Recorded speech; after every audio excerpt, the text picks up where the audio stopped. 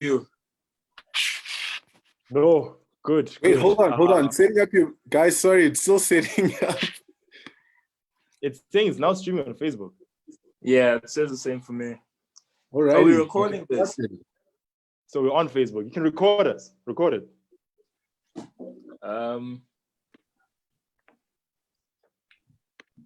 Konja, how do you record it? Oh, we're having admin chats in the people. All right. It's so chilled. Gents, how are you guys doing? As well as we could be doing during this time, but I'm good. You know? And you? Yeah. Look, hey guys, just to cut to the chase, just as I contextualize to the audience, I think like the more we wait and the more we don't speak out as men, the more women die in South Africa. It's so insane. We've come to a place in our society where outrage is at the level where women are dying. That's where it's happening now. That's how far we've gone as a society. And, my wife, Busi, was just saying to me with the recent murder of Tsegofatso Pule, which was an incredibly brutal and grotesque killing. And she was like, what's surprising to her and what's really shocking to her is the fact that it seems like men are no longer even commenting on this issue. In fact, the last time men were commenting on these kind of issues is when men were as like defending themselves and saying that we are not trash, etc., etc., etc. That's the last time men contributed in any meaningful way to this discourse. And the only time we have conversations with regards to this kind of thing, or as men, is like hashtag men's conference, avoiding Valentine's Day, what do women want, blah, blah, blah, blah, blah. But we never have conversations about the following: toxic masculinity, patriarchy, and all the things that inform gender-based violence, objectification of women and the like. And that's why I wanted to have this panel here today. Because I feel like as gents, the three of us, we usually have these conversations in private. And we have these conversations honestly and vulnerably in private, but like, I think it's going to be beneficial if like us having this conversation in public. And just to set a couple of like conditions, for like means of engagement. I think, gents, we have to be as vulnerable as possible. We have to be as honest as possible and as sincere as possible. Yeah. We're not here to preach. This is not some soapbox platform. This is an attempt at reforming, at least in our spheres of influence. So just to kick it off there, for the audience, just so the audience can understand what's going to happen here, is that me, Bongani, and Dumi are basically going to anchor two different discussion points. Because there are a number of topic areas that we want to go through in this discussion. Gents, we can be as long-winded as we need to be. We can unpack for as long as we need to. We can dig as deep as we need to. It's chilled. People will watch, will share this, will take it as far and wide as possible. And if need be, we'll do another one of these with even more men. But just to kick us off, my first question to you guys is a very simple one. And perhaps I can start with you, Dumi. Just comment, man, on like very generally even, like just a general question, on the recent spate of femicide and GBV, especially during this lockdown. It keeps coming back. What are your thoughts? Ooh, so I think I'm thinking about your how you relate Busi's comments about how we've now gotten to the point where we're not commenting at all, right? At first it was this weird defiance against reality, right? With men saying that no, we're not trash, no, I'm a good guy, no, I'm this, whatever, whatever, whatever. But now it's like not commenting at all is really frightening, because it means we've reached a point of indifference, right? It means we're at a point now where women can die, right? Women die, and it's not even worth a discussion. I'm not even going to defend myself because I'm so far, I'm beyond that, you know?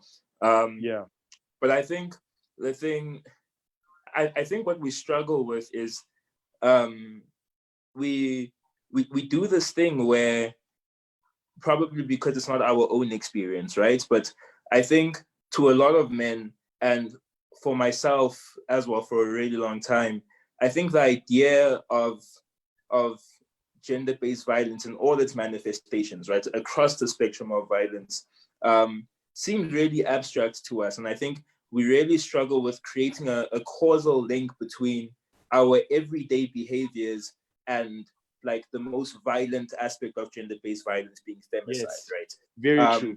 And I think, yeah, we just get lost in how that's not the point, right? It's not about just femicide. It's about the entire culture, like rape culture. It's about patriarchy. It's about like all of those things all of those cause and effect variables that result in the world we live in, like in South Africa, right? So I think that's really probably the biggest thing for me. And I think how I'll consider this dialogue successful, and you know the subsequent ones we do, is if we're able to create in very, very understandable and basic terms a causal link between how we behave on a daily basis and what we understand, or what gender-based violence is in real terms. Yes. That's very powerful. That's very, very powerful, because the system of patriarchy is in us. It isn't an institution, a building, a body with a committee with a blah blah blah. It's in us. It's a system where half the world buys into it by everyday patterns of behavior. So it's very, very key what you're saying, Jorge.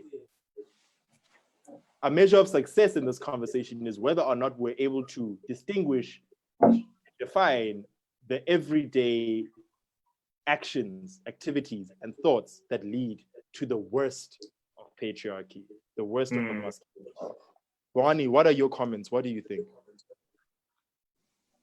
So I think my first real engagement with this conversation happened when I was at Macro like 2 weeks ago, and I overheard like 3 of the store assistants, who are all men, having a conversation about this. And at first I was like, okay, their heart's in the right place because they're having this conversation. They're talking about this, but the crux of their conversation really misaligned the problem entirely. Like the way that they were discussing the murder of Tshegofatso was that, they should have broken up if they weren't happy, and men need to stop killing women, even if they're cheating, because we have the option of breaking up, and blah, blah, blah, blah, blah. Yeah. So it made me realize that, like, there's a world where men are aware of gender-based violence and femicide and all of those issues, but we miscenter the issue entirely, and we think it's as a result of infidelity. We think it's because someone was drunk one night. We think it's because of blessers competing with men and their manhood. We located in all of these peripheral issues that in any other context shouldn't lead to death or domestic abuse at all. They should lead to a fight at most. If there is infidelity, at most, that should be a fight and a breakup. You're right. But that's not what femicide in South Africa is about. It's not about infidelity. It's not about blesser culture. It's not about all of these things that men think are at the core of the problem. So when I heard that conversation, at first I was like, okay, these chats are trickling down to everyday men. But as soon as I walked out of the store and reflected on what the chat was actually about, I was like, oh my word, there's a long way to go, because those guys and this is what this is going to be the crux of my contribution to the chat today, is demystifying the nice guy, right? At some point, we all thought we were nice guys because we posit some, some sort of behaviors that make us better than other guys. And those are the things I want to demystify by even sharing my own stories of how I'm not a good guy at all. I don't think I am. Like, I'm trash. Like, a piece of crap, as bad as they are. So I'm gonna keep it PG in case underage people are watching. But for the kids too. Yeah, it's a family show. Yeah. So that's when I realized that, like, the majority of South African men are trapped in this perception of themselves as the good guy, that for us, the conversation is about, oh, those bad men can't handle infidelity, those bad men can't handle problems in their marriage or their relationship, and those men just don't know how to handle their temper. When in actual fact, it's every single one of us who at some point has enabled an abuser, possibly a murderer, as well as a rapist, but we refuse to locate that problem in us. So we end up locating it in all these other things that we're too good to commit ourselves. So those are the sort of things that I want to discuss. But that was the first thought that came to my mind when a few weeks back, when this story started popping off, and I was just wondering where are men's heads and their hearts right now. And yeah, that was quite a stark reminder of the fact that we're very, very far off from having the right conversations. Yeah. And I think, just to piggyback on that, like, a number of things here. And these are from conversations I'd be having, like, with family members, with different gents in my life during this lockdown period. Yeah. And this is, again, probably like a running theme throughout all conversations amongst men. Yeah. Things that I think we need to correct as a collective. Yeah. One, exceptionalizing these actions. Yeah. Like, banna ba ripang, ke banna ba hlanya. Yeah. These are mad men. These are outcasts in society. Banna ba bolayang, ke banna ba etsang so. Banna ba shapang basadi ba bona, blah blah blah. You know what I mean? This thing, you kind of exonerate yourself and distance yourself from that. But nothing to do with me. Nothing to do with me. That's a crazy man. Yeah. That's a demented man. Pray for him, etc., etc., etc. Right? Mara, if we were actually, if we were to literally break down consent and its intricacies and its sensitivities and its delicacy, you would find that many more men have raped before. If you break down the fragility of masculinity, the delicacy of masculinity, you would also find that many men, more men that we're comfortable to know, like, right? Yeah. Have beaten, assaulted, shoved a woman in one way or another, have committed violence towards a woman. And of course, all men have committed one or more actions that perpetuate the oppression of women. And that's what I want to really, really delve into. I remember, like, when the men are trash conversation was happening, and like the whole chat was, I'm not trash, I do this, I come through for my girlfriend, I come through, blah, blah, blah, blah, blah. And my question always is, how do you know? Literally, how do you know? Are you telling me that you've never in your life raised your voice at a woman?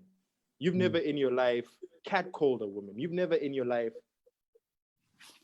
turned your head as a woman walked past, basically objectifying her and turning her into a piece of meat. You've never done all of that before, bro?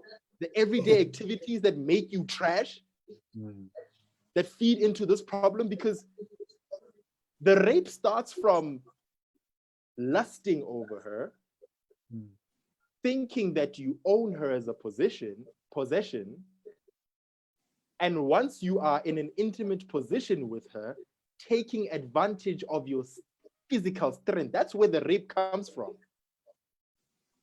it's that line of individual activity, that domino effect, that men don't admit that they are culprits of. They don't admit that they do this every day. In fact, we like, what's a man gotta do? You gotta do what you gotta do. Banna, they cheat, banna, they this, banna, they that. No, we can actually exist in a society where none of that is true if we strive for it. And it leads me to this next thing, this next point, and this goes very nicely with what Bawani was saying just now. So this next question. I think, Bongs, that in order for us to also be successful in reaching out to our fellow brothers in these conversations, we ourselves need to be vulnerable. This is not divine wisdom. We're not beholders of that of that knowledge. We ourselves are recovering sexists. So my question to you then, Bongs, and I'm also going to ask this to Tumi as well. I'm also going to relay my story. When did you first realize that you are sexist?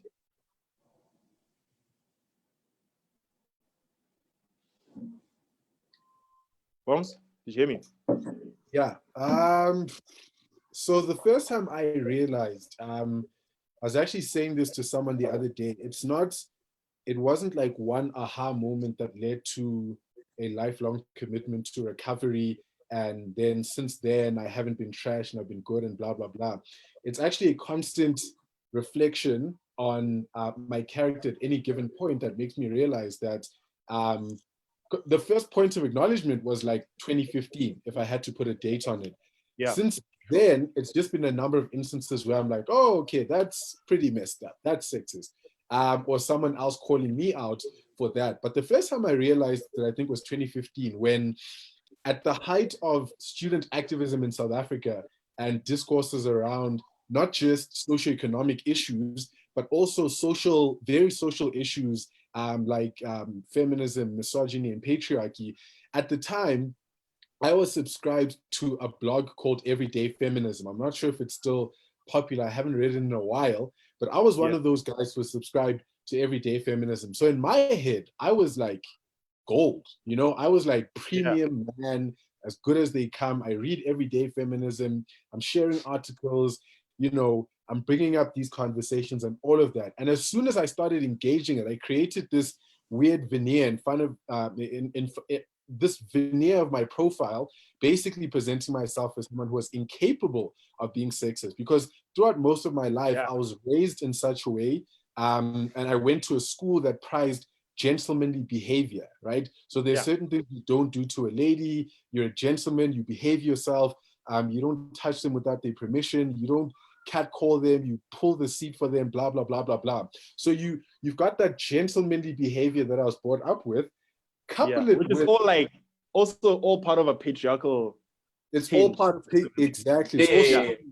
At the end of the day, it's all chauvinism. It's like, let's protect our women because they're fragile, all of that. So you couple that chauvinistic gentlemanly principle that I was brought up on, along with now I'm reading Everyday Feminism. So I'm a good ally. So it just put me in a position where I couldn't acknowledge A, that I was ever a sexist, and B, that I still am one right now.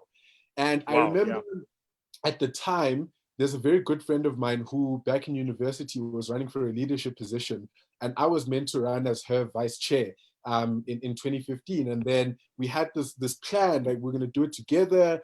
You and I agree on the same principles, blah, blah, blah, blah, blah. And then like 3 days later, I texted her saying, I think I'm gonna run on my own. And in my mind, the reason why I was doing that wasn't necessarily because I thought she was incapable of leading as a woman, but that was just the veneer. That was me convincing myself that I don't think that's the reason why I'm running on my own.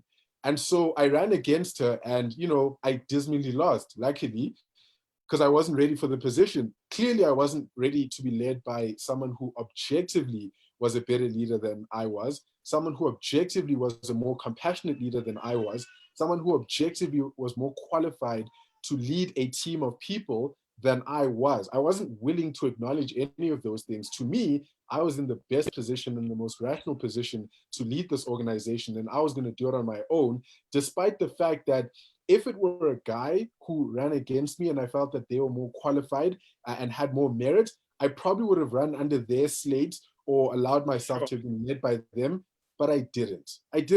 And I'd done it before, right? And I would continue to do it after that. But in that particular moment, I chose not to. And I only realized maybe a couple of months afterwards, because my ego was still so bruised that the patriarch in me or the denialist in me was like, you know, I don't think it's about sexism. And about 3-4 people called me out that you know, I really think the only reason you did that was because you don't believe that a woman can lead this organization. I was like, no, I read everyday feminism. That's not me. Come on, relax.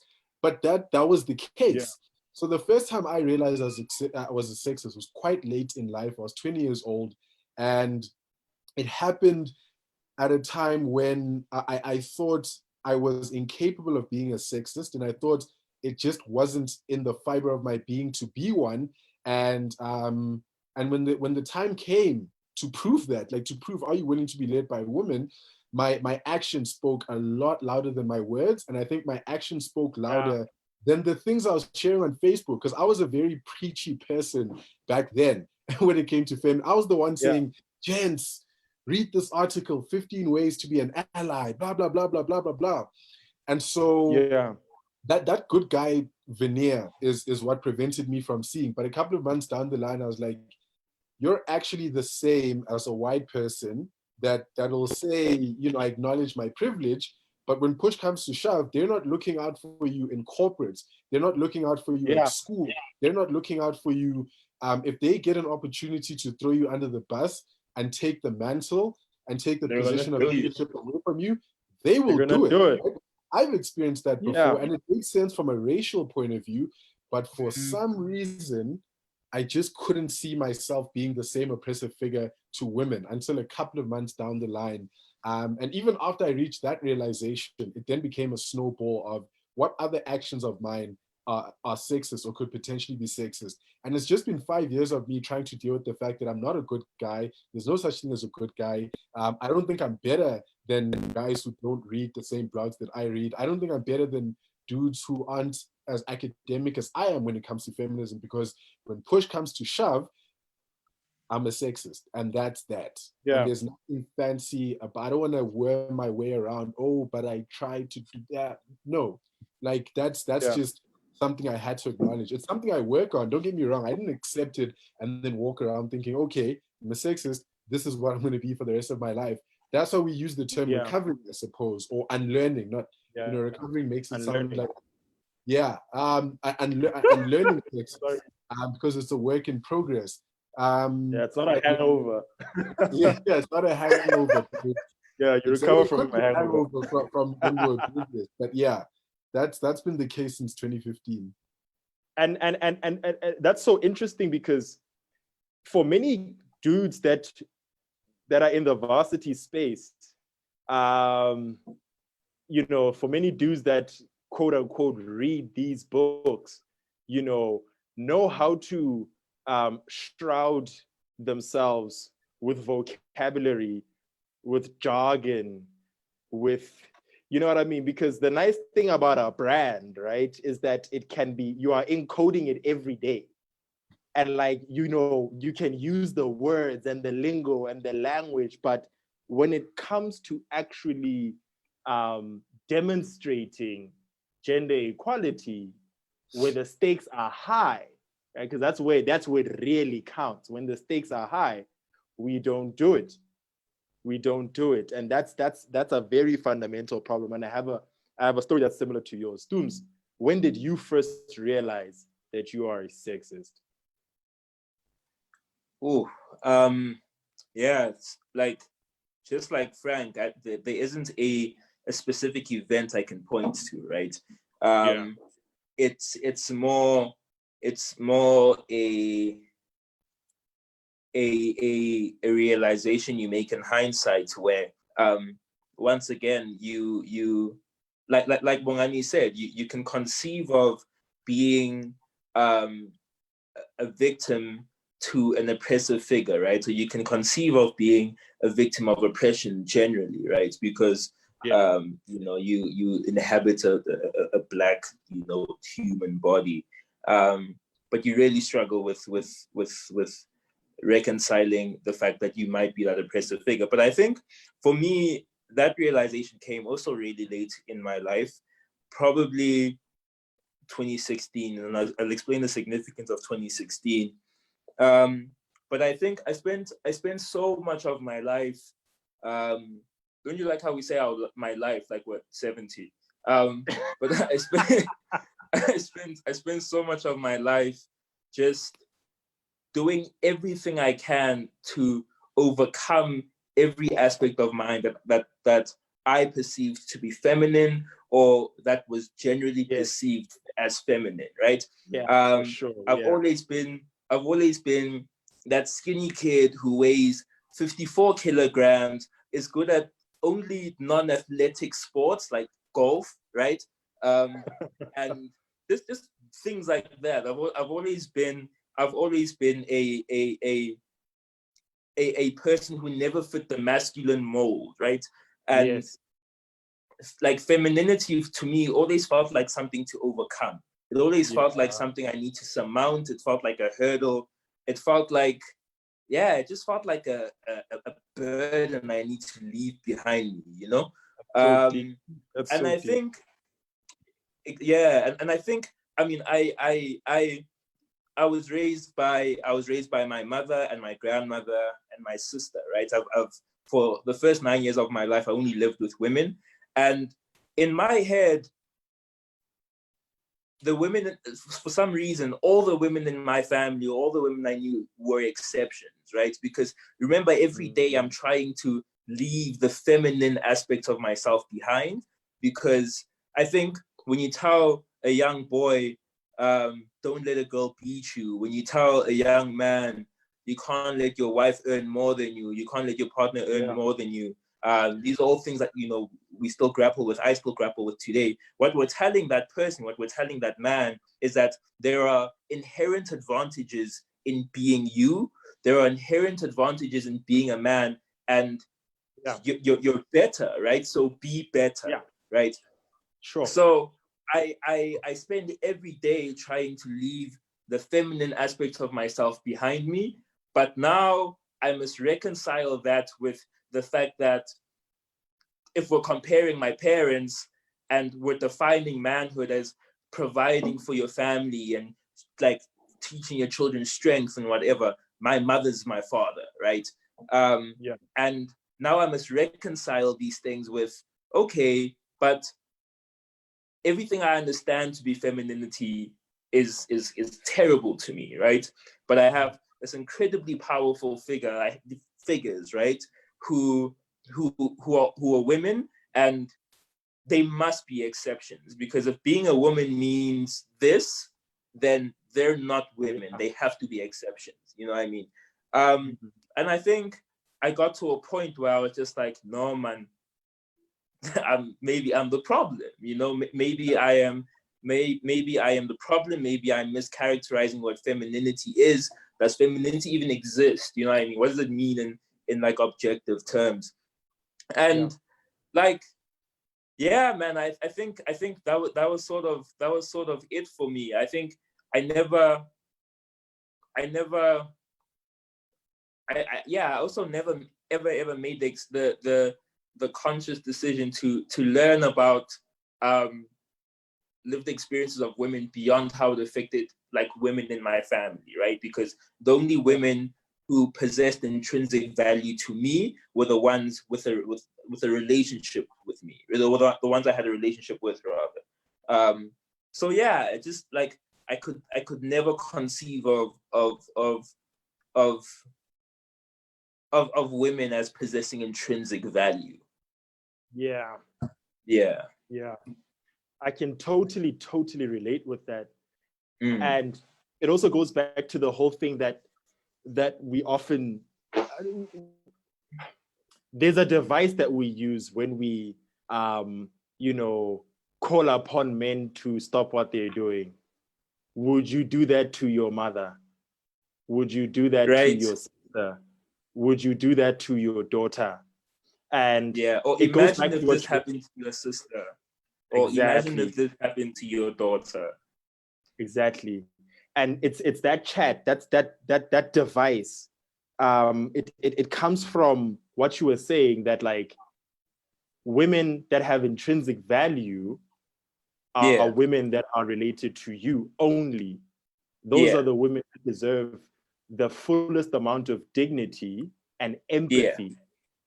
Whereas every other woman outside of your circle and outside of your life isn't that valuable to you.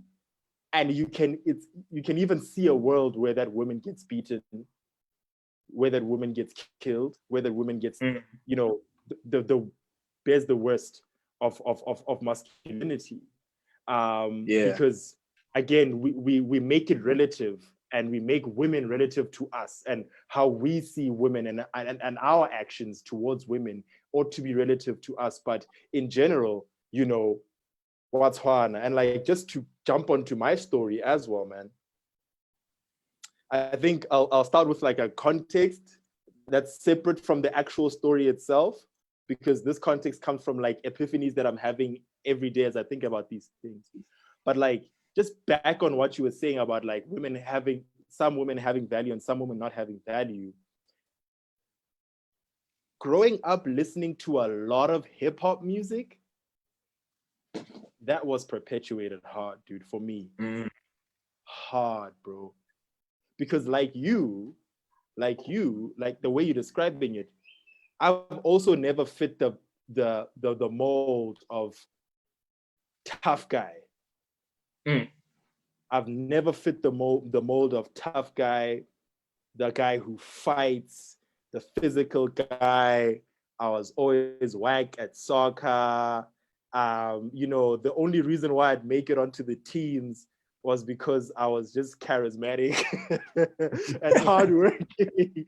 That means I was a better cheerleader than I was a player, always.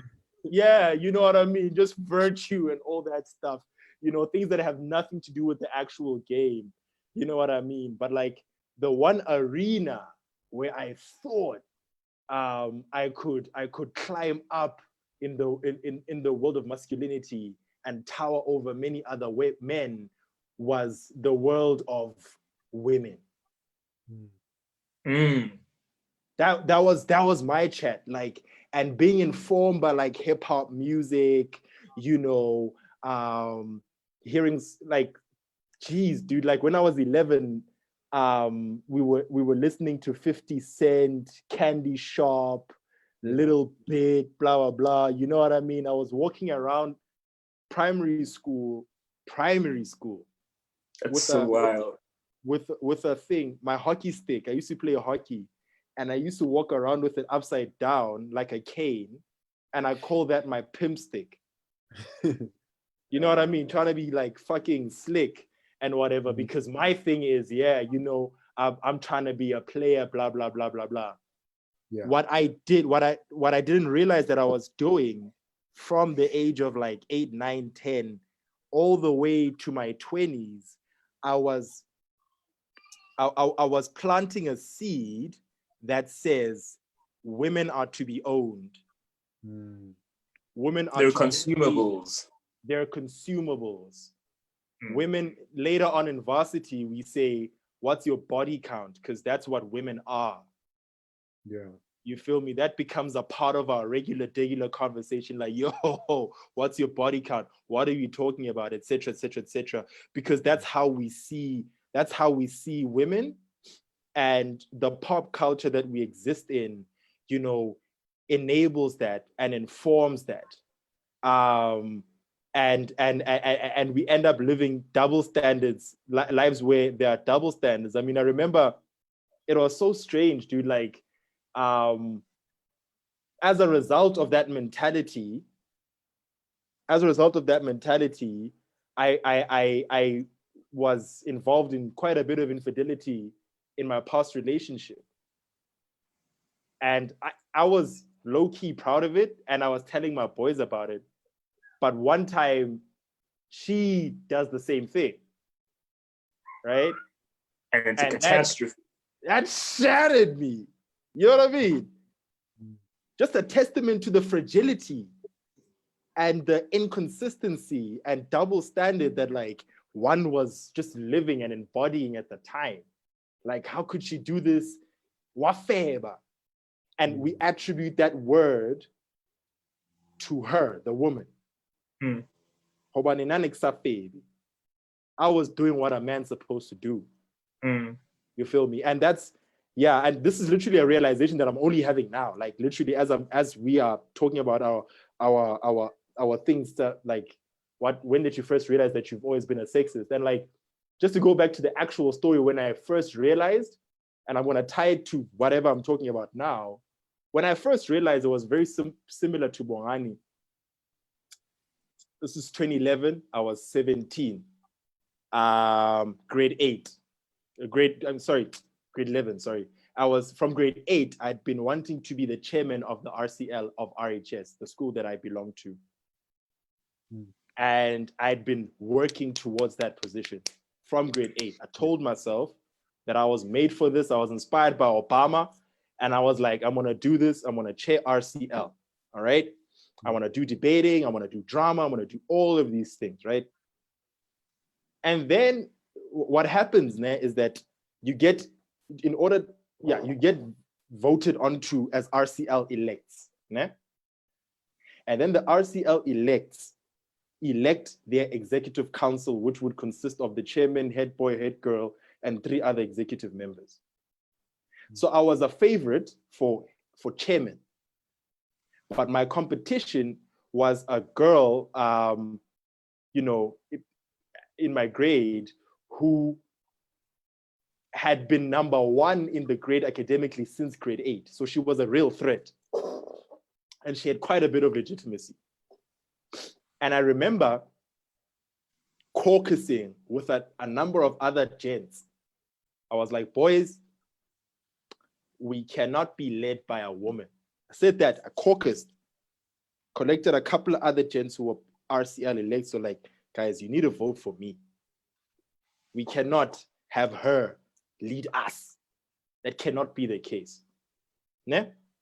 We go into this thing, we go into boardroom. So boardroom is where you deliver your speeches amongst the RCL elects.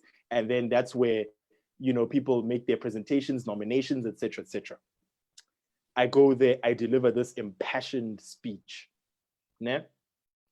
And then someone raises their hands, another woman in the room who was a RCL elect, and not the woman in question. And she was like, how can we trust you to lead us if you are a sexist? And I'm like, excuse me, what do you mean? And then she relays the story of me telling boys that they cannot be led by a woman. So exposed me in the room. I denied it flat out denied it. I denied it, like, never. I would never, again, back to what Bohani was saying, I appeal to my brand, the good guy. You know what I mean? I appeal to my brand. I was like, I would never utter such words. I would never do such a thing. I've been raised by a very powerful women, etc., etc., etc., using words, right, just to shroud my lack of integrity. And well, in the end, I did become RCL chairperson, but I'm like, it's so crazy that like, what I was saying to those gents, I was just appealing to their misogyny as well, our fellow misogyny. Like, yo, we all together in this, man. You know what I'm saying? And you feel safe in knowing that it's there, right? Knowing that you can appeal to it. That so there's in space. the moment, exactly in the moment when I was exposed, I felt betrayed by these other gents. Yeah. You know what I mean? Because somebody snitched on me. Yeah. You feel me? But literally, like, ever since, it's been a journey of trying to like unlearn, but the unlearning only happened probably around 2015. probably around 2015, when I met my wife, my girlfriend, who's now my wife. Where she'd constantly call me out on these things, etc., etc., etc. Again, there I'm hiding behind, I'm clever, I'm a debater, I was part of Fees Must Fall, I was SRC, blah, blah, blah, blah, blah. But like now I have to confront sexism, inherent sexism, misogyny, chauvinism in the relationship with my most intimate partner, whom I love very much. And it's been a journey ever since to unlearn, ever since then. But like, it's just crazy how so many factors feed into this very dangerous and toxic behavior that we have as men. Yeah, man. So Tooms, just from your side, just take us through like your discussion points. Yeah. So there's two things I want us to grapple with, right? And they sort of lead into each other at a high level. And the first is similar to the point I made earlier. Why we cannot consider the intrinsic value that women possess, and why we always have to. Why we can't take women's stories about their lived experiences at face value. Why the life of a woman or how women orientate and navigate the world is based on the women we know. You know what I mean? And the women who give us the time and share their experiences with us, right? But the second and sort of the touch point to that is what does it take to be able to accept that women have intrinsic value, not just academically, right? Because I think we can do that. I think we're at the place now where we can on a logical level, right, identify, understand, and sort of digest the idea that of course women have intrinsic value. You know what I mean? But a part of that is always going to be linked to, of course women have intrinsic value because of the women I know. Be able to, to accept that women haven't. Oh, sorry, I just got feedback. I thought you were speaking. But yeah, so yeah, what would it take? What would it take to make that transition from an academic acceptance of women's intrinsic value to a visceral one, right? One that we can genuinely understand, one that we can, properly imbibe. So that's my first point. The second point I want to make is a very personal one. I think we've had this discussion before, but just about how over the course of our unlearning, right, at the point where we realize that we're a sexist, and at the point where we decide to do the work, to unlearn, we over a course of that unlearning, we leave a trail of women in our wake, right, who upon who we impose the burden of teaching us, what I mean? But beyond that, they just women who bear the brunt of that inconsistent behavior you were speaking about, you know what I mean? Women who bear the brunt of just broader society, our peers, people who know us and people we know, who can't reconcile who they understand you, Tami Bongani, to be because of your brand, and who she says you are when she relays instances of your inconsistencies, or instances where you were trash or you were inconsistent. And yeah, I just I wanted to have a conversation about that, and how our dishonesty erodes, dishonesty along our journey erodes agency, and the role of agency and consent, but yeah, I want us to unpack, like I said, when we're discussing our discussion points, I want us to unpack the experiences of those individuals who are unlucky enough to love us, unlucky enough to know us in very like intimate ways or in intimate terms, whether it's a platonic relationship or a romantic one.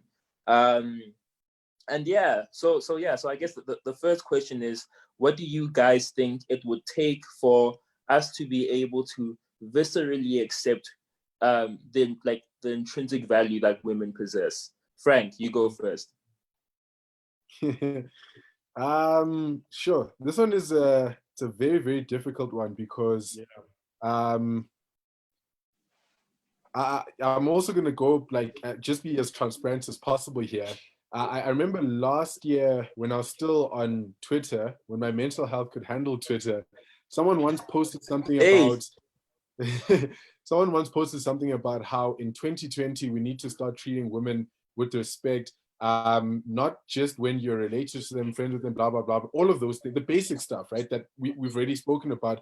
But one of them was include and not just because you find them attractive, things like that. Right? I think finding women attractive and respecting them as a result of that is it's another layer that men oftentimes don't engage with, because desirability politics oftentimes afford conventionally better looking women even more respect. And I don't think there's a single guy who's watching this video right now who can claim that all of those politics, whether you're related to them or you find them attractive or you only respect them insofar as they mean something to you, and so on and so on, that's something that we all struggle with even to this day, right? And I'd be lying if I said I had the answer to it. It's something that you have to keep checking. Like, are you respecting a woman by virtue of them being a human being, the same way I respect your opinions, the same way I respect Tammy when he's talking about things, or am I not? However, I do think a very practical step, and this is something that also on Twitter, that someone tweeted about, like practical steps for men to put themselves in a position where they truly start understanding, it's not like a magic remedy for respecting women, but just like practical steps for men to start putting themselves in positions of like submission or respecting and listening to women. And one of the biggest ones was getting a woman mentor, right? Like getting a woman in position of a mentor who you, just someone who you respect and all of those things, but really living through the practice of seeing someone who is way better than you, like miles ahead better than you, giving you very practical advice about how it is that you need to thrive in life, whether it be in school, whether it be in work, whether it be with your family, and so on. I'd be lying if I said I myself have exercised that. I don't think I've done nearly enough to find women in mentorship positions to put myself in that position. But I think that's a very, very big one, is, when you think of the relationships that you have with other men, especially men that you respect, it's time for us to start substituting those, and not just for the sake of having more women in our lives so we can learn to respect women, but number one, there's objective value in that, right? There's objective value if you are an entrepreneur and one of your mentors is a woman who is an entrepreneur. There's objective value if you aspire to have a family one day and to have one of your mentors be a woman who is leading her family. So I think a very practical step is to start, drawing like a mental spreadsheet of a mental spreadsheet of the most impactful relationships we have with men, and to start substituting those and seeing, what it is that women have to offer, not because our validation matters. So don't get me wrong. I'm not saying us adopting them or building relationships with them validates them, because they're awesome anyway, but it does put you in a position where you're reminded that you're not all that, like you're really not all that. And that there's a lot to learn. So I think mentorship is a very, very big one. Not from men, obviously, but yeah. Yeah, I mean, I resonate with that a lot, just because I think the reason we struggle to ascribe intrinsic value to women is because we only know them when we have to, right? We only interact with women when we have to. We don't create organic friendships with women. We don't, and unless we have to work with them, unless they're in our families, we don't make an effort to understand what their lived experience is, But beyond that, I think, like you say, and that's why I think it's so powerful to substitute people that you look up to with men that you look up to with women, just because I think you sort of begin to understand that somebody is complex, or you understand the person's complexities only when you know them, right? And I think with how we interact and orientate around women at the moment, it's terrible to have to admit, but we conceive of their inherent value as a complexity we need to learn. You know what I mean? And I think there's a point where we need to accept that, but then do the work. You know what I mean? Yeah. Tell me, what are your thoughts? Yeah, sure. I think the first thing, man, is it has to be so I'm gonna three things. It has to be accepted cognitively, so in the mind, it has to be in the heart, and it has to be in practice. So what do I mean? So one, you have to cognitively accept that women and men are equals. Right?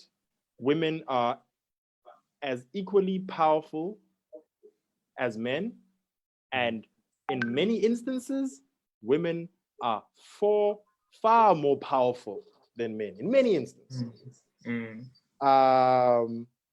you must be able to conceive yourself in a situation where you have a woman, for example, in high school or whatever, beat you academically, because that can just happen. In the real world, you must conceive of yourself in a situation where, in comparison to a fellow entrepreneur who is a woman, she might be doing far better than you. Those things, you must be able to conceive them in your mind. You must just train them. And just to disturb you, time, I think like also other more casual instances, like for example, sports, you know, like dudes don't take women's opinion on sports seriously, or music, or literature, or film. Like all of those discussions where you afford men a level of respect and intellect that you submit to. Those are all examples of where we further perpetuate that idea that we're the only people are capable of architecturing intellectual thoughts and opinions on all of these things that interest us. Yeah, exactly. And with that, you just have to take women out of the boxes that men have placed them in. So, for example, women, when it comes to cooking, you tell me how to cook this meal, girl. You know what I mean? When it comes to doing this, when it comes to doing that, like all other facts of economics or epistemology, you know, we attribute specific traits to women and all those kinds of things. Take that out. We're just equals, just one. Two, empathy. That's the hard part. Genuinely, like, and just from a practical point of view, like, it's so sad that we always have to make this comparison and draw this parallel, but like we have so much work to do, and like we're so far behind as men. Alas, let's draw it. Men conceive themselves as oppressed beings because they are Black, the same thing that Dumi said. And men are very articulate at that stuff. Men are so articulate at Black consciousness, Black Lives Matter, etc., etc., etc., but fail to understand the intersectionality. And a conversation on Black Lives Matter, on Roads Must Fall, is a conversation that cannot happen without us considering the oppression of women and other bodies in society, queer bodies, etc. And if we are able to conceive of a world where we are oppressed by whiteness and the white man, we must also conceive of a situation where we ourselves are oppressors that subscribe to a patriarchal system. And with that cognitive acceptance comes empathy. It comes from empathy.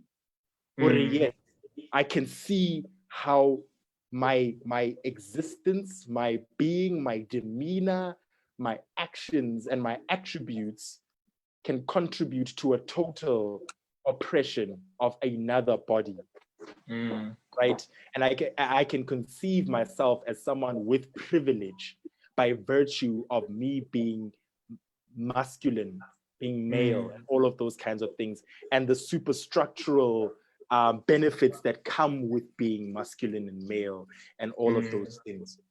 So a deep sense of empathy is very, very, very important. And like when you find yourself confused in a situation of intersectionality as a gent, just go back to the race question. You know, what would you say to white people?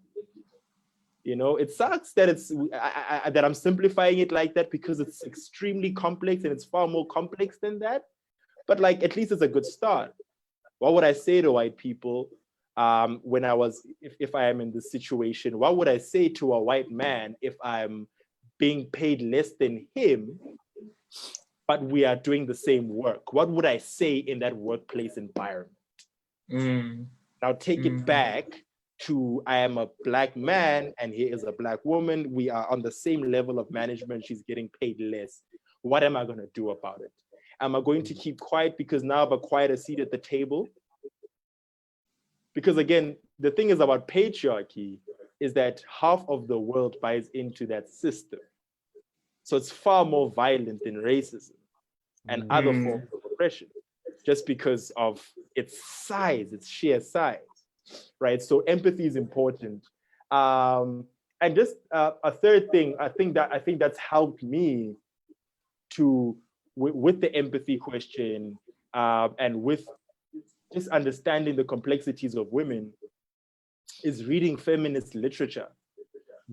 And not necessarily like the theoretical academic stuff, but like feminist novels, like or I don't know, say feminist novels where women are the protagonists. A 300-page novel, a woman is a protagonist, or a novel that is written by a woman. You know what I mean? Just as an example of how you can rewire your mind from that toxic environment of being fed music videos where all you're seeing is naked women and clothed men, and rewiring your mind where you are where you call yourself a provider because you are a man and a woman is a domestic worker or a domesticator or a homemaker, because we know how to use very nice words, right? That's how you rewire your mind, by actually reading alternative literature and consuming content that challenges what currently exists in your mind. Eventually you will drown out the epistemology you have consumed. So I think that's how we do it. But like, it starts with just accepting who we are equals, and then you do the work. Because it's one thing to quote unquote know that, but it's another thing to do the work to become and live that. You know, like, just to echo that, at my former place of employment, we had this thing in monthly staff meetings where each month somebody gives a TED talk, right, about whatever topic they find pressing at the moment, or whatever they want to speak about. And generally they were topics that found themselves a lot of the time rooted in like in professional settings, or topics about, you know, how to be more productive and that sort of thing. But a friend of mine and I gave a TED talk about it was just after Unending was killed, and we gave a TED talk about just about oppression, right, and violence, and I think I was a little bit shocked just at how many times I had to come back and reference race in that conversation, right? Just because the extent to which I can relate to gender-based violence is through the experiences of women in my family, like we said, but you know, having to reference race and how power dynamics between white and Black people manifest in order to understand how power dynamics between men and women might look, you know? And I put the question out to the floor, right? And I asked, how many, and this is me asking, my white colleagues at the time, but how many Black people do you know just because you want to, right? Not because you have to. And I made a point about how I was willing to bet, right, money, cash money, about how on the idea that the only Black people they know are Black people that they work with, their domestic worker, their domestic worker's kid, and maybe a guy they speak to every now and then, but don't really know, right? Yeah. And we're talking about who has to do the work of undoing race. It became a conversation about who has to do the work of undoing racism, right? And it's here I am busy calling out white people for forcing us to aspire to their problems, right? In order to create an avenue for discussion and for white people and Black people to interact. We have to enter their spaces. We have to live in their suburbs. We have to shop at Sand City. But it became really difficult for me to frame this in gender terms, right? And what that might look like. And I started to think about how we just how much we crave, and that just the extent will go to create fraternal bonds, right, between men. But how many women do you know that you don't have to know? You know what I mean? Yeah. How many women do you know? How many women do you know that you don't work with, or who aren't? Or how many people do you know that you aren't acquainted with because you are sexually attracted to them? Exactly. Or how many? And even if we're going to consider your current group of female friends, right? How many of those women do you not have a history with? Yeah. Yes. You know what I mean?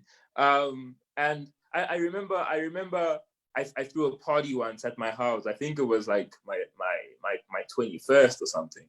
And a friend of mine, Mo, made the point about how all the women who happened to be there, I had some sort of history with. And I was like, okay, that's terrible. You know what I mean? Yeah. And so I think there's something really, really powerful about your points, both your points, about empathy, and you have to know people in order to empathize with them, but you have to know them on a really human level, right? Yes. But I think in terms of my points about how we create a world where we can viscerally accept women's intrinsic value, I think I'm covered by you two on how we do it for ourselves. But I think in terms of creating a world where that's possible, I think it's impossible to create that world where women being intrinsically valuable is universally accepted, while we're telling young boys that they can't let women beat them at anything, right? We can't let women be better than them. While we're telling young Black professionals that we can't let their girlfriends or wives out earn them, or we can't let their girlfriends or wives make them iron or wash dishes or that kind of thing. And we've had our own conversations about how we grapple with these things ourselves, between the three of us. But I think it's impossible to get to that place where we universally agree that women are human beings, while we're still saying that to young boys, right, or to men, right? Just because, like I said earlier, if you're going to assert that we should be better, or we're above doing feminine things, or just if you're going to assert superiority, you're also saying that you're asserting superiority. You're in almost plain terms telling that person who you're enforcing that thing on, that, like I said earlier, that you have an intrinsic advantage over women. You know what I mean? That you're intrinsically better. And you're conversely saying that they are inferior. Exactly. And it's necessary for asserting superiority. And then it becomes the logical flow of things that, of course, we can't viscerally accept women's intrinsic value. I've been told all my life, I tell people I tell my little brother, we all do these things where we assert daily in discussions like this, with where only men are the participants, that you have to get your shit together. You know what I mean? So yeah, for me, that's it, man. I think like even when we find ourselves having these conversations, having unlearned a few things, there's always that caveat, right? Like there's always I've said this to you guys as well. You guys have said this to me about what happens in the context where your partner sort of leads aspects of your household, right? And we've had conversations about how you need to find other aspects to lead, or if your partner out-earns you, then make sure it's only for a while. You know what I mean? Or if just things like that, where it's like, okay, damn,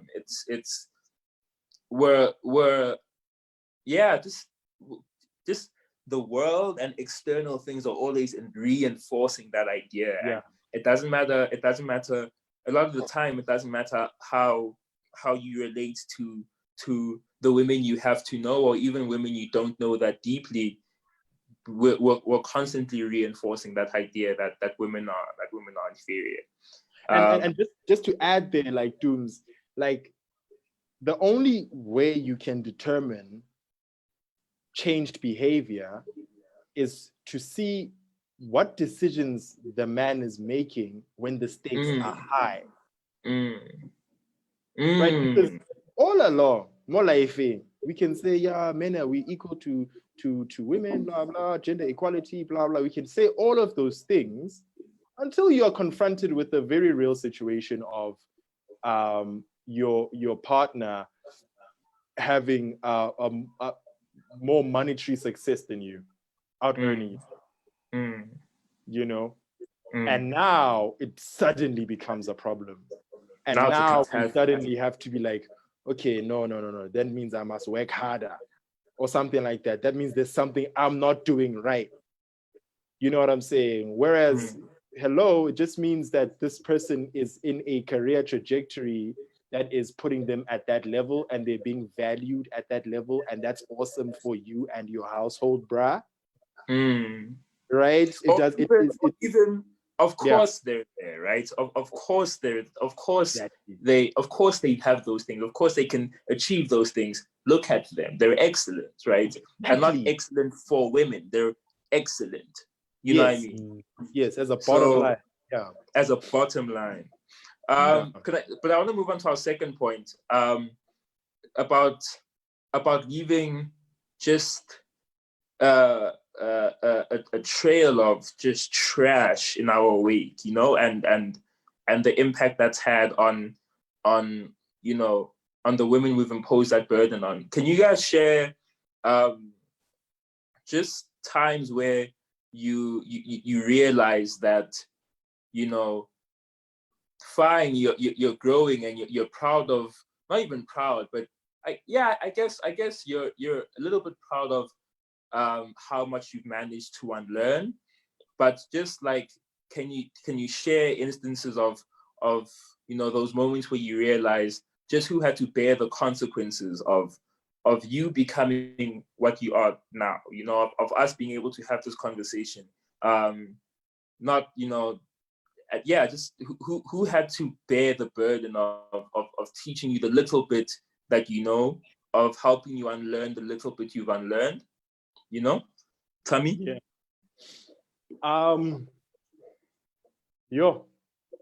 Joe. I basically almost every woman in my life has had to contribute to teaching me to where I am. Because I also wanted to say to him, like, another thing that we need to do as men is listen to women when they say this is wrong, this is what it ought to be, etc., because they are the authorities of their own lived experience. But like, I think the problem is that usually the unlearning happens after transgressions, after we've committed transgressions. It's not usually, at least for a long time, it hasn't been a situation where it's been a positive and concerted effort. It's always been retrospective. And consequently, the women that I love in my life have had to, suffer the burden of helping me see through my lessons, which is so terrible. Like starting with my wife, the amount of times my wife has called me out, dude. The amount of times she's called me out, is sad. Especially for someone who considers themselves learned and unlearning. It's sad the amount of times that she's called me out on. Some of my very close friends who are themselves women, the amount of times they've had to call me out is also pretty sad. And so I think that's that. And now the challenge is converting all of that into positive action, where the effort is a concerted effort from your side, which is the journey that I'm currently on right now, which is why this conversation, and even having this conversation in public, is so important for me personally, because it is part of that journey where one unlearns publicly, and if, and even some of the ways we might even be having this conversation is problematic. I don't know, and I definitely welcome feedback, from people who are watching in terms of this. But like, here's the problem of learning through consequence, is that you leave a society of hurt and resentment all around, and you make the societal healing process so much slower as a result of that, because you end up with a situation where you can no longer acquaint yourself with women, because women don't trust you, because you are a man, and men have transgressed so many times and keep on transgressing so many times, and it is literally dangerous to acquaint yourself to a man, because statistically a woman is more likely to be killed, beaten, and hurt by physically by a man that she knows and knows intimately anyway. So we have now firmly created a society where literally it is dangerous for a woman to exist next to a man. It's life-threatening. It's life-threatening. And you can't blame any woman for not trusting you, for not trusting your intentions.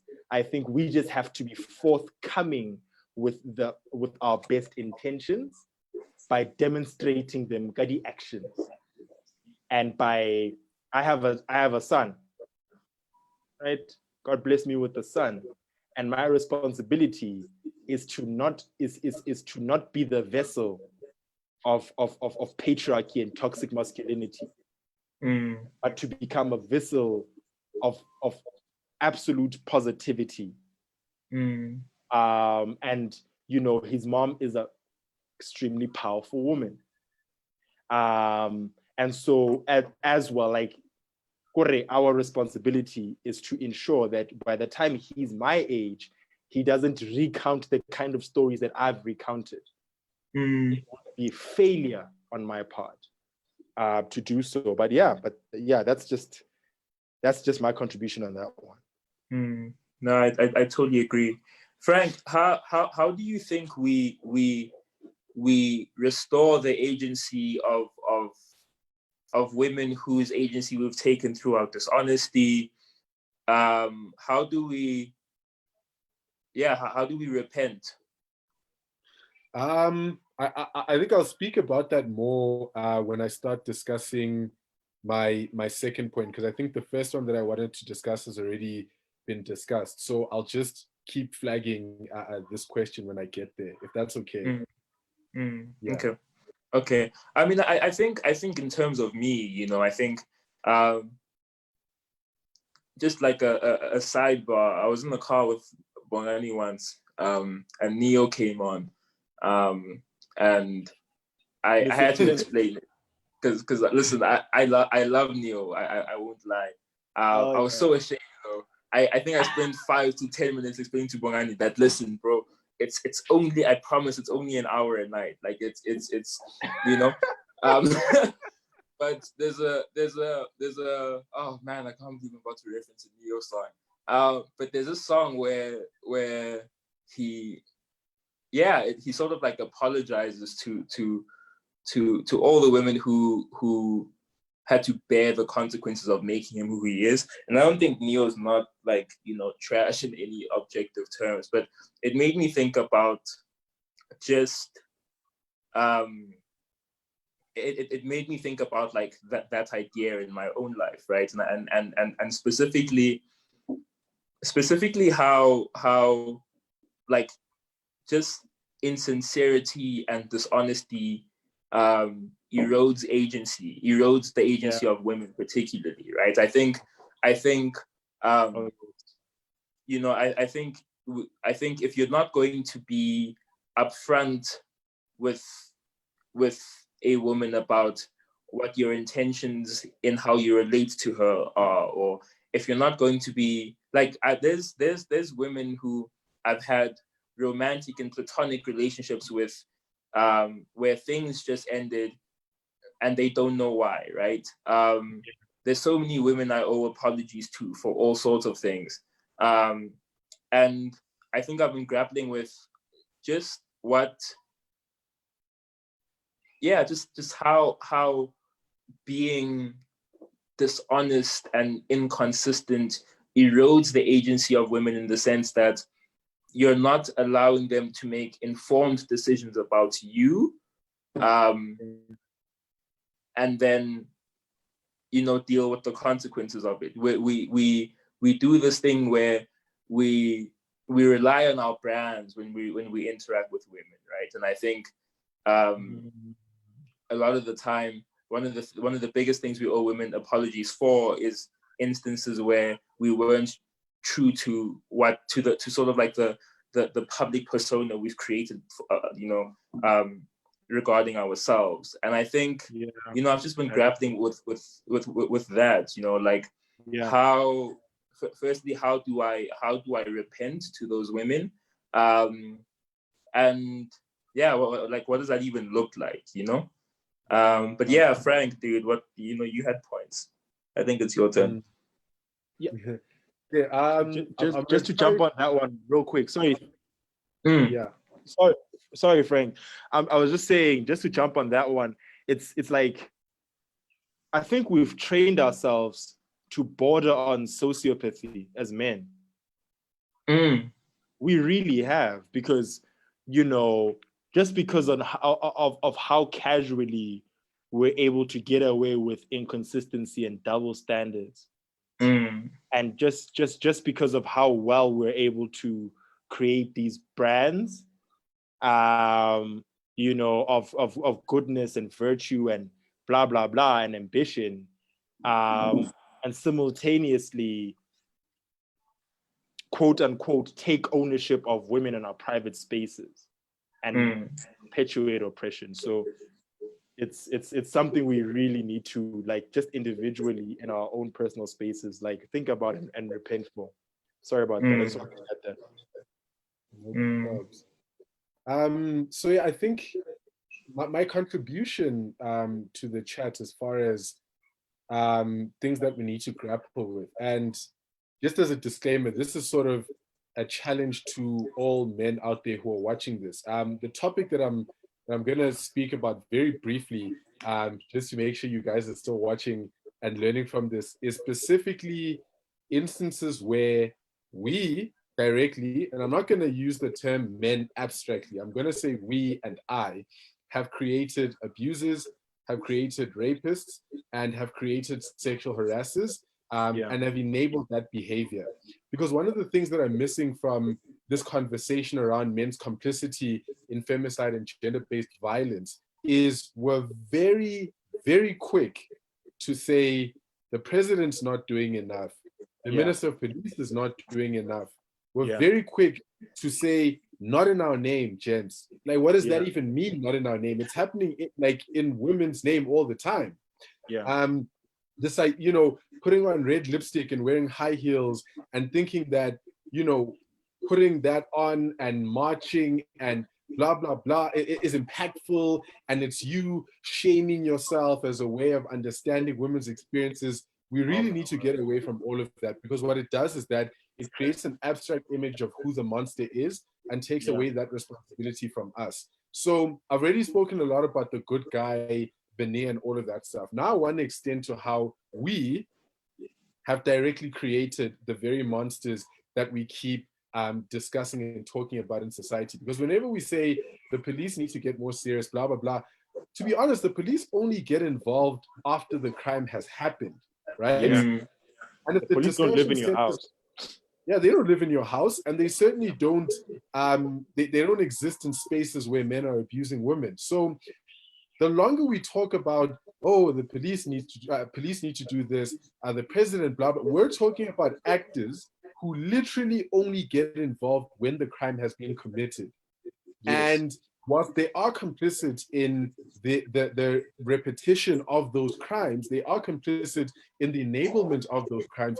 The biggest culprit by far, outside of the abusers themselves, is us. It's me, it's you, Tammy, and it's you, Dumi. So I'm going to share a story from 2015 very quickly, of when I was sitting at a table with a group of both men and women, and we were talking about a friend of ours who we knew who had recently been sexually harassed. Some guy tried to make out with her while they were supposed to be working. And I remember the majority of the people in that discussion were going on about how, oh no, but she's a strong personality. Like, surely women with strong personalities don't get sexually harassed. Like, the overwhelming majority of people at that table didn't think that her story was legit. They didn't buy it. For them, the idea that this person who has all of this stature, this reputation, is now trying to lay a charge against this guy for trying to kiss her without her consent, for everyone at the table, that was just pure madness. And I'm not gonna lie, I was on the 90% that was saying there's no way she was harassed. I was on the side. In fact, one of my contributions was the fact that her personality is way too big for someone to sexually harass her like that and treat her like that. There's no way that this story adds up.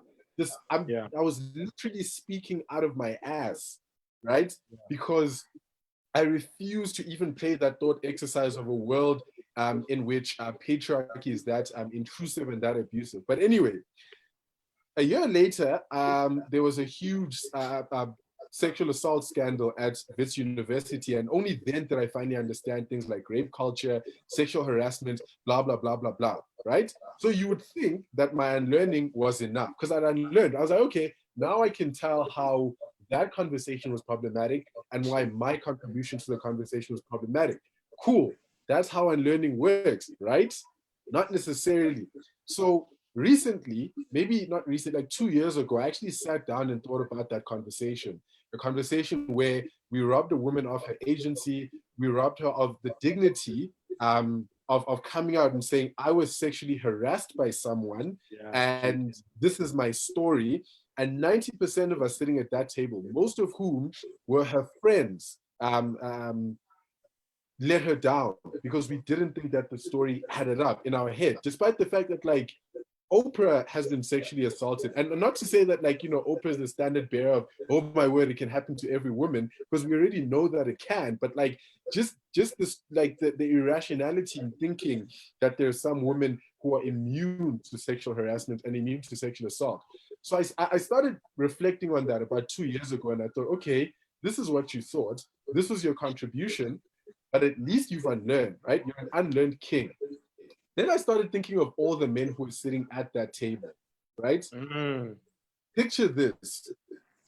Future HR managers who will dismiss sexual harassment in the workplace, future lawyers at that table who are going to turn into judges one day who dismiss cases of sexual assault and sexual harassment because powerful women can't get harassed.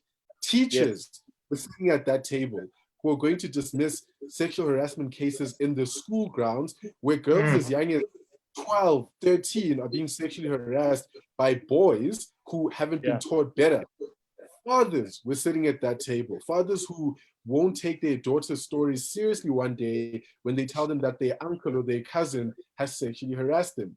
So the issue was never what I thought and what I subsequently unlearned. The issue was always what I enabled at that table. Oh, yes. And I directly, not men, not gents, we need to do better, the president's not doing enough. As Bongani, it directly enabled future abusers, most of whom I'm not keeping track of at all, right? Because it's easy with you guys. If I said something, you know, dodgy to one of you guys in 2015, there's enough room for me to go back to those conversations and say, those were wrong, blah, blah, blah, blah, blah. But those randoms who are sitting at the table, listening to Bongani say powerful women can't get sexually harassed, are now walking and roaming the world in positions of power and positions of influence, where if they choose to not believe a woman's story or not take issues of sexual harassment and assault seriously, they could cause some serious harm in the lives of women. Now, I'm not alone with that. Tell me you've done that before. To me, you've done that before. We've enabled that type of behavior. So now you might be thinking, okay, but we were young, right? We were 20 years old, we were 21 years old, we were too young, we've done the work of unlearning. Winene was 19 when she died. Yeah. Right? Yeah. If you can't accept the culpability of enabling a rapist at the age of 20, 21, and you can't reconcile with the fact that a teenage girl was killed at the age of 19, younger than the age that you refuse to accept culpability for, then you will always be the cause of the problem, and not just the government and not just the president, right? And not men. Not men. Who are men if not us, right? Yeah. Aren't we the ones who sit at those tables? Aren't we the ones who go to braais and listen to stories of men admitting that they've placed a date rape drug in a woman's drink before? Boy.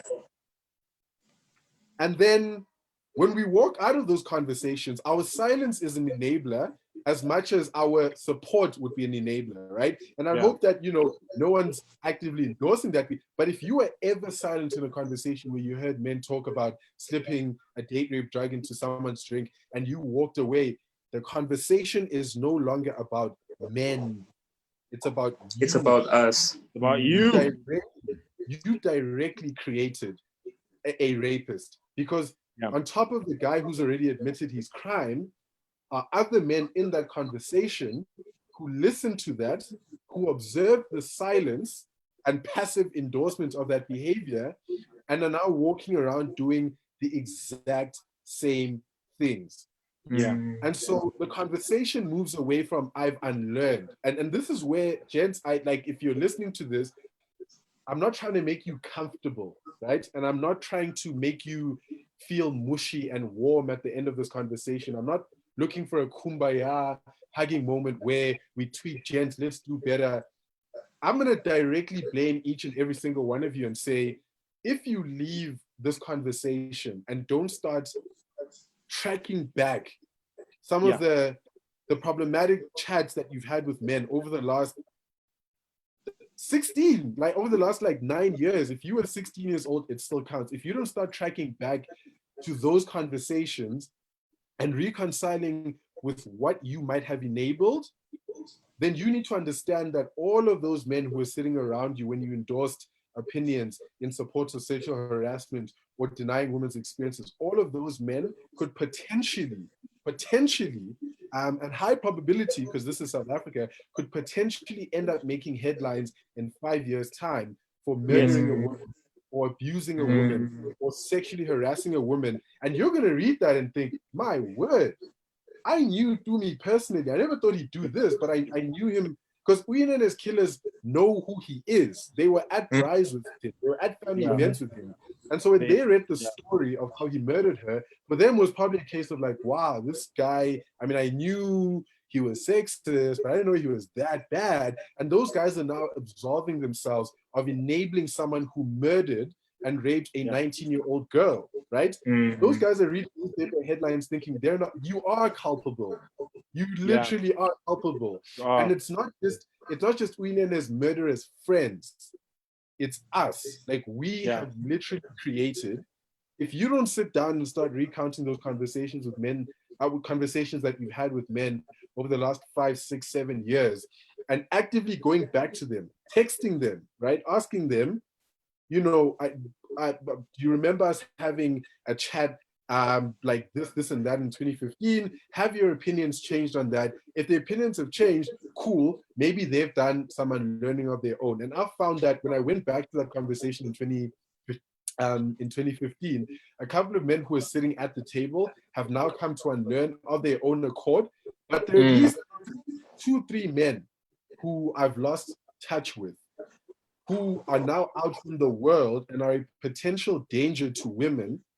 And should they commit a crime against women one of these days, or one of these weeks, or one of these years, I'm going to read a newspaper headline and remember that they were at a table where I had the ability to potentially change their trajectory and change the trajectory of an innocent woman, and I chose not to do it.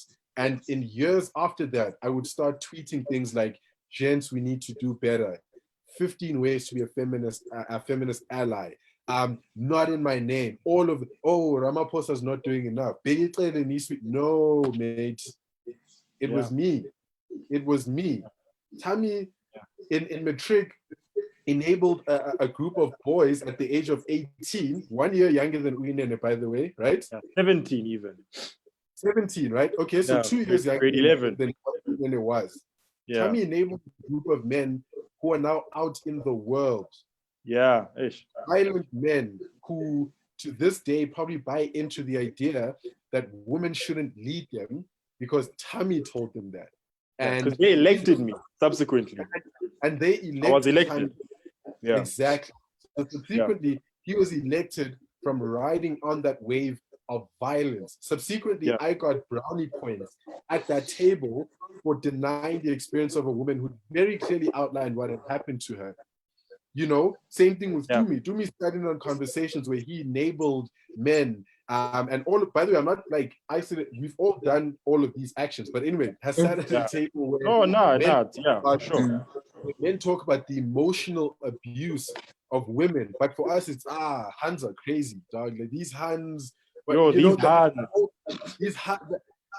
hands, that culture, you know, Dumi sat at a table with men like that who are now walking in the world and are in corporate, at schools, have families, and they have the potential to make a newspaper headline for egregiously abusing a woman. And so right now, if you're a man watching this, I'd hate it if your takeaway was, Bongani said we need to do better. I'd hate it if your takeaway was, I've unlearned and I've done the work. I'd hate it if your takeaway from this whole thing was, going forward, I will do better. The only takeaway from this whole discussion literally needs to be going back to what you've done and what you've enabled in the past. There's literally no other action, right? Teaching your 12-year-old brother, that's great. You know, Tammy teaching his 1-year-old son when he's old enough to understand, those things are supposed to happen by default anyway, right? That's not the real work. Like the real work isn't sitting down with men that we've never met before and then try to evangelize feminism to them and get them to jump on the good guy wagon.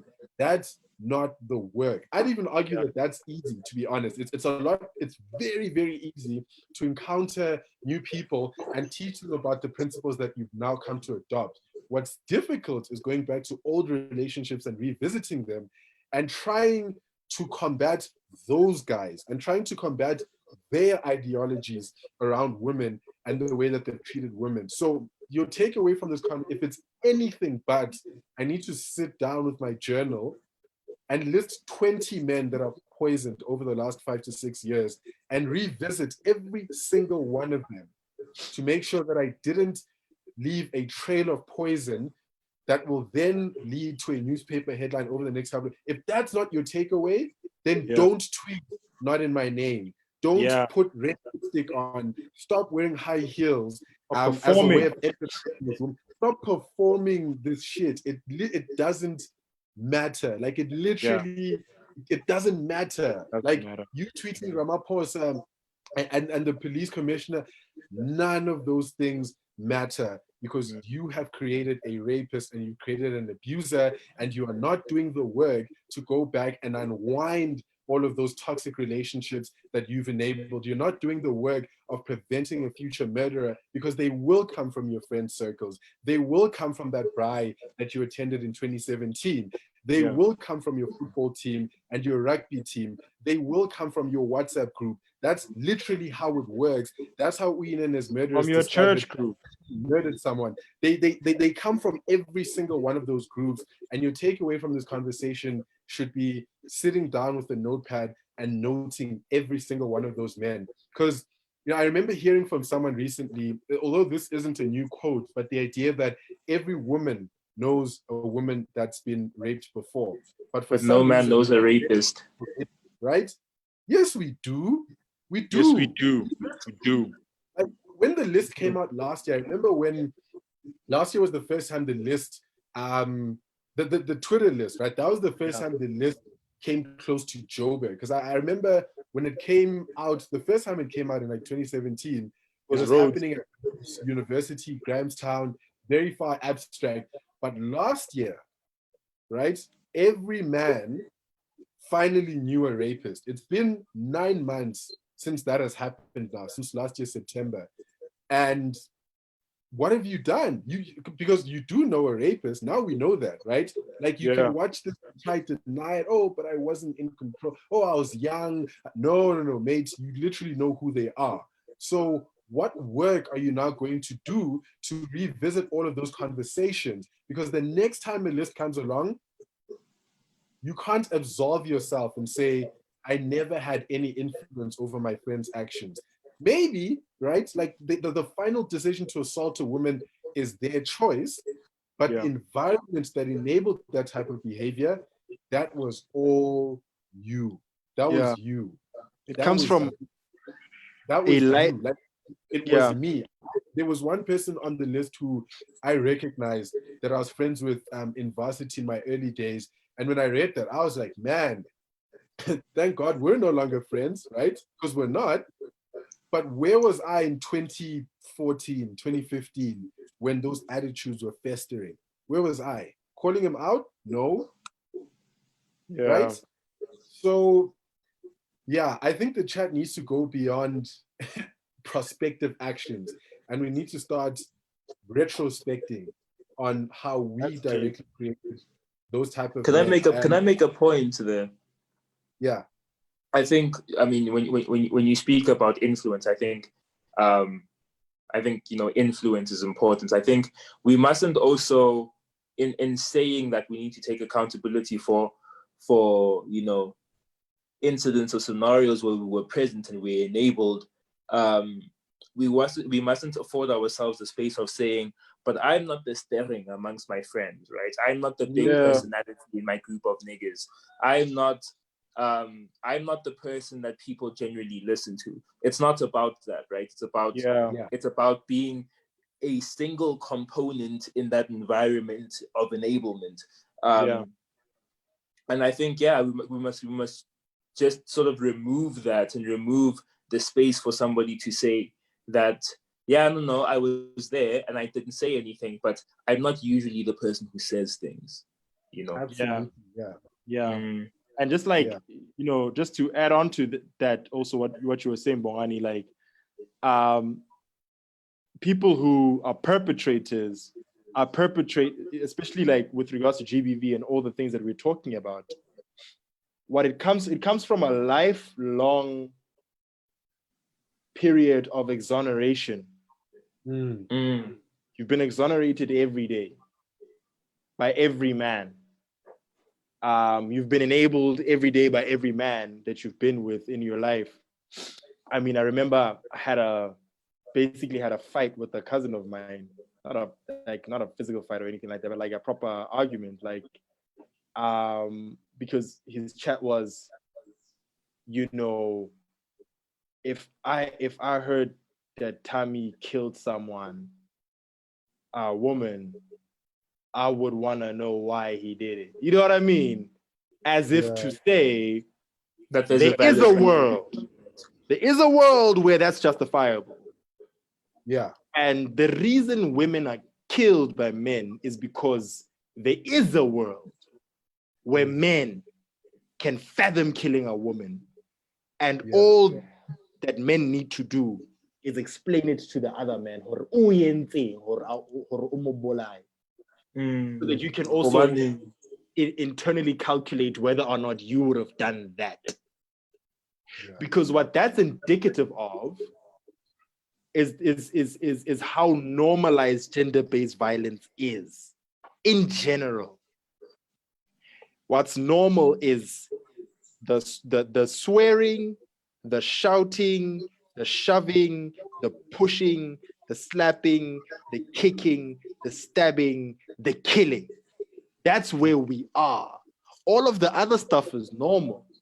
What's not normal right now and where the outrage lies is the killing. That's what's really sad, gents, is that like that's where the outrage is in our society. At some point we were outraged, and all those kind of things. At some point the Chris Brown Rihanna thing happened, we were outraged. Now you have to die to be outraged. At some point it's going to be a situation where it's going to be about how grotesque the killing was.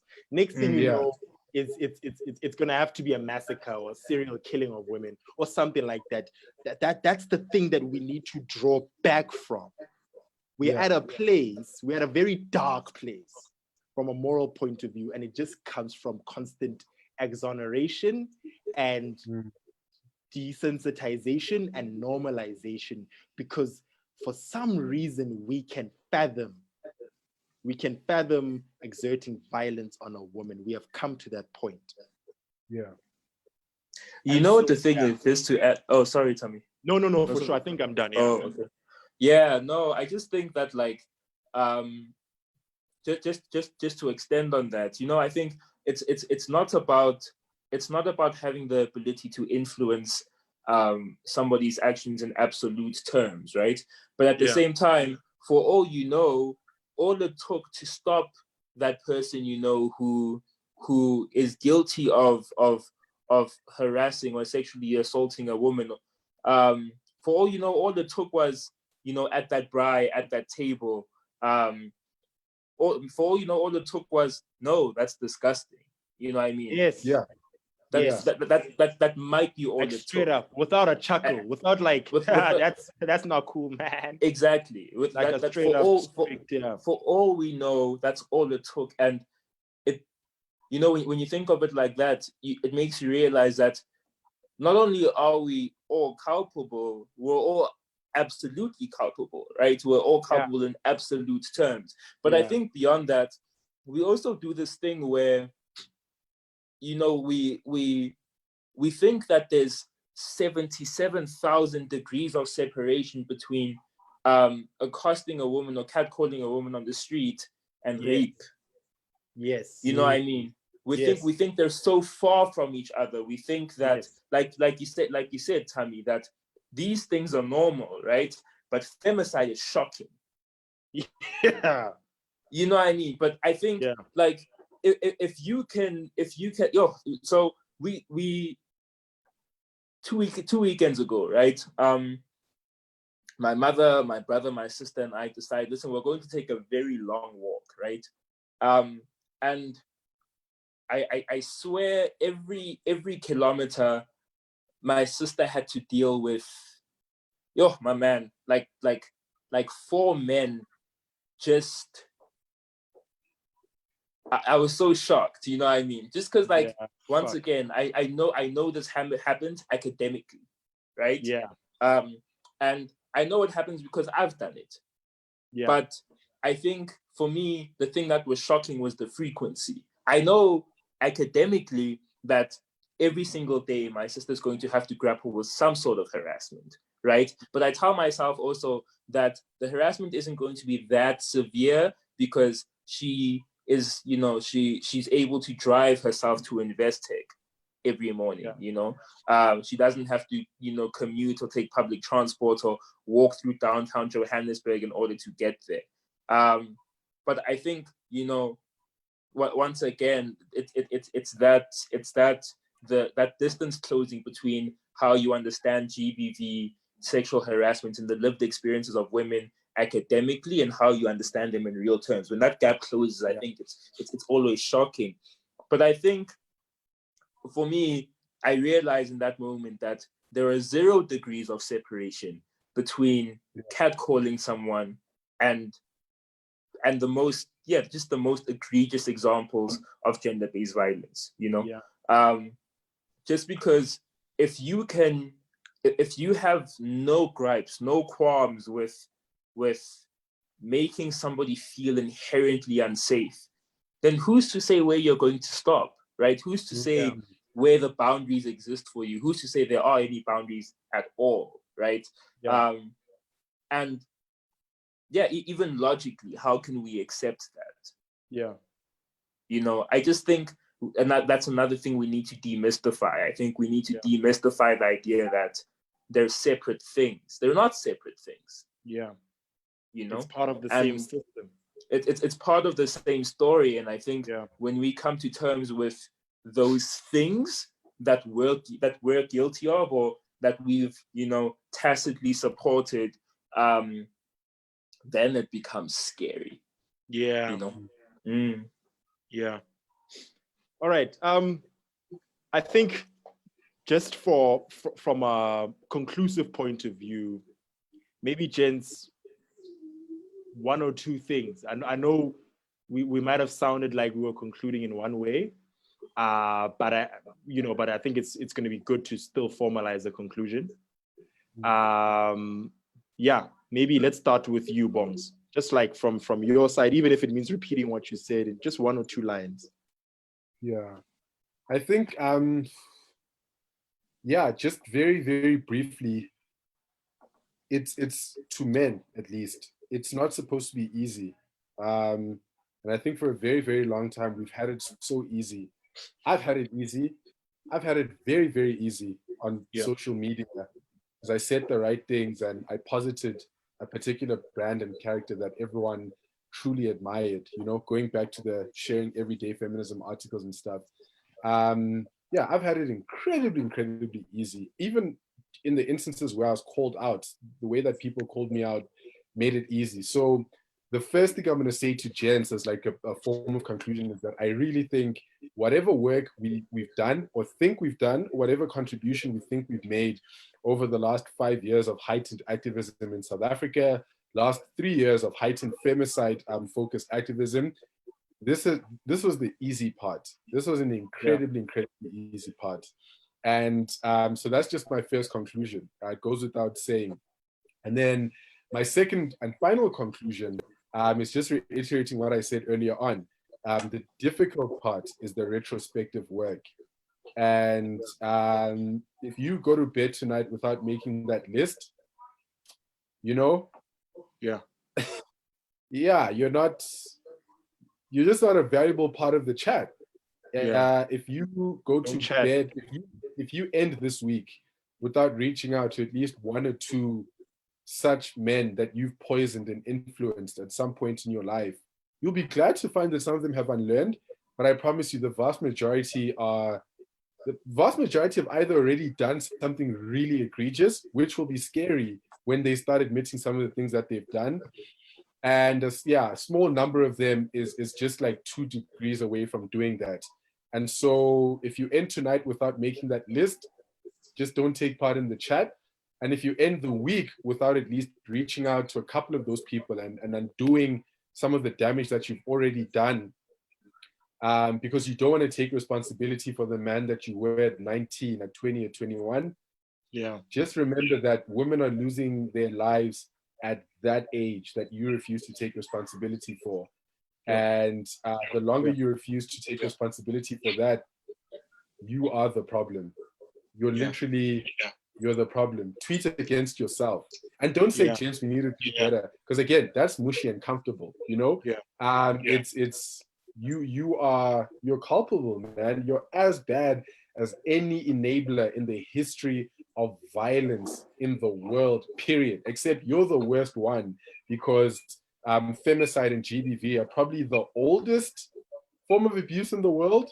You know, it's probably the original form of oppression and abuse. So yeah, men, you know, whatever you take away from this, please don't feel warm at the end of this. Break friendships, call people out, do the work of evangelizing and reforming, and that's the only burden you have going forward.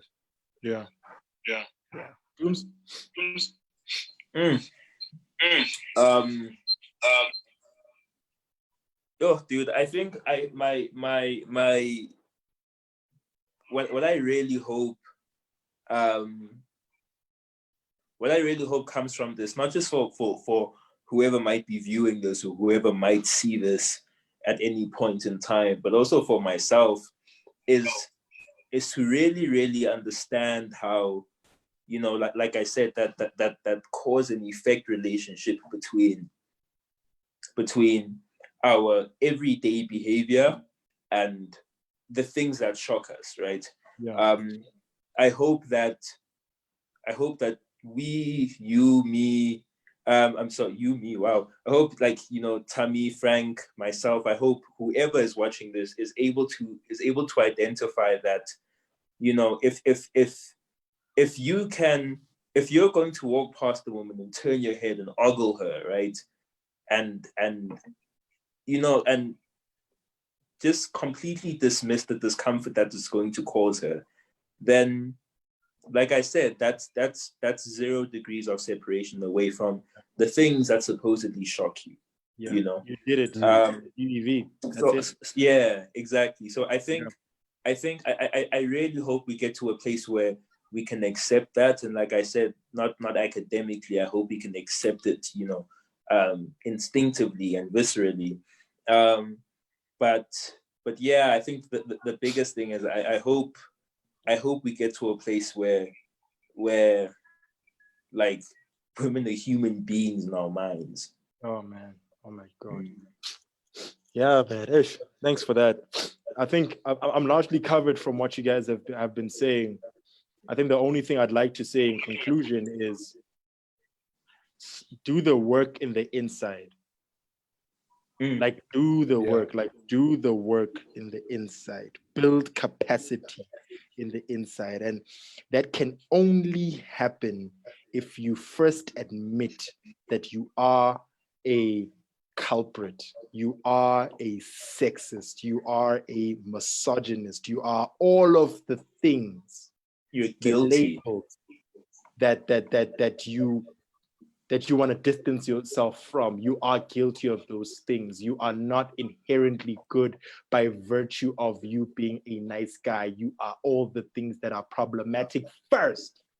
Because once you admit that, right, you then do the work of very attentively combing through your inner fibers to understand what about you is all of these things, and subsequently what about you needs to change, and subsequently how you're going to influence change in your own community around the people that you know, from your child to your brother to your best friends to even these kind of forums where it's totally public.